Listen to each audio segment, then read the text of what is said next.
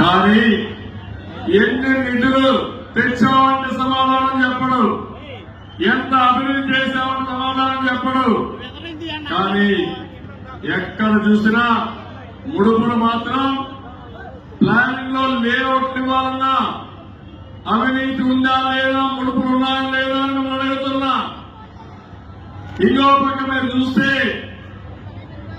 బందర్లో బైపాస్ రోడ్లో నితీష్ అనే వ్యక్తి 150 కోట్లతో మాల్ కడితే మల్టీపర్పస్ నిర్మాణం చేసి ఎన్ఓసి ఇవ్వకుండా అడ్డం పడింది ఈ నీతుల నాని అని చెప్పి మీకు తెలియజేస్తున్నా.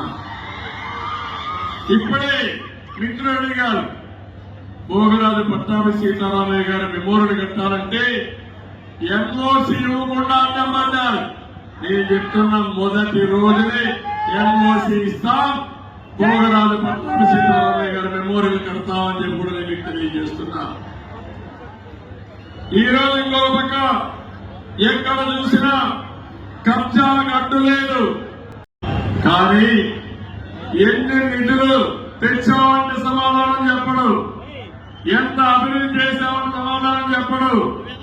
కానీ ఎక్కడ చూసినా ముడుపులు మాత్రం ప్లానింగ్ లో లేఅవుట్ ఇవ్వాలన్నా అవినీతి ఉందా లేదా, ముడుపులు ఉన్నాయా లేదా అని మనం అడుగుతున్నా. ఇంకో పక్క మీరు చూస్తే బందర్లో బైపాస్ రోడ్లో నితీష్ అనే వ్యక్తి 150 కోట్లతో మాల్ కడితే మల్టీపర్పస్ నిర్మాణం చేసి ఎన్ఓసి ఇవ్వకుండా అడ్డం పడింది ఈ నీతుల నాని అని చెప్పి మీకు తెలియజేస్తున్నా. ఇప్పుడే మిత్రుడు అడిగారు, భోగరాజు పట్టాభి సీతారామయ్య గారి మెమోరియల్ కట్టాలంటే ఎన్ఓసి ఇవ్వకుండా అడ్డం పడ్డారు.